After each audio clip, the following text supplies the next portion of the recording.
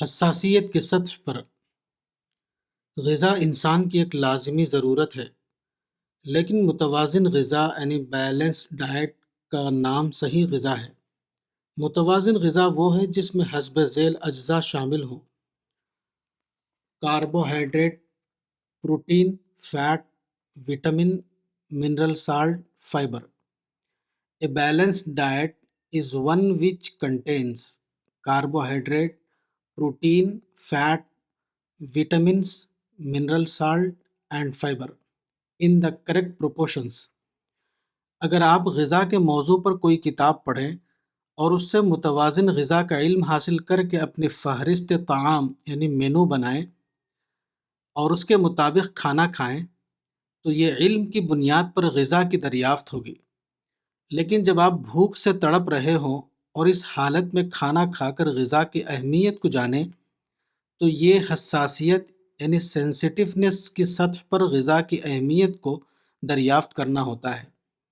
دونوں صورتوں میں انسان کھانے کی چیز کو اپنی خوراک بناتا ہے، لیکن دونوں میں اتنا زیادہ فرق ہے کہ پہلی صورت کا مطلب اگر کھانے سے صرف پیٹ بھرنا ہے تو دوسری صورت کا مطلب کھانے سے معرفت خداوندی کا تجربہ حاصل کرنا۔ سچا روزہ آدمی کو یہی ربانی نعمت عطا کرتا ہے۔ سچے روزے کے ذریعے آدمی رازق حقیقی کی معرفت حاصل کرتا ہے۔ سچا روزہ کسی آدمی کے لیے غذا کو اعلیٰ معرفت کا ذریعہ بنا دیتا ہے۔ عام حالت میں خوراک صرف مادی خوراک ہے، لیکن روزہ اس خوراک کو ایک سچے مومن کے لیے کامل معنوں میں ایک روحانی خوراک بنا دیتا ہے، ایک ایسی خوراک جو اس کے لیے رازق حقیقی کی دریافت کے ہم معنی بن جائے، جو اس کو سچائی کے اعلیٰ مقام پر کھڑا کر دے۔ جو آدمی حساسیت کی سطح پر غذا کی اہمیت کو دریافت کرے اسی کا روزہ روزہ ہے۔ اس کے بغیر روزہ ایک حیوانی عمل ہے، نہ کہ حقیقی معنوں میں انسانی عمل۔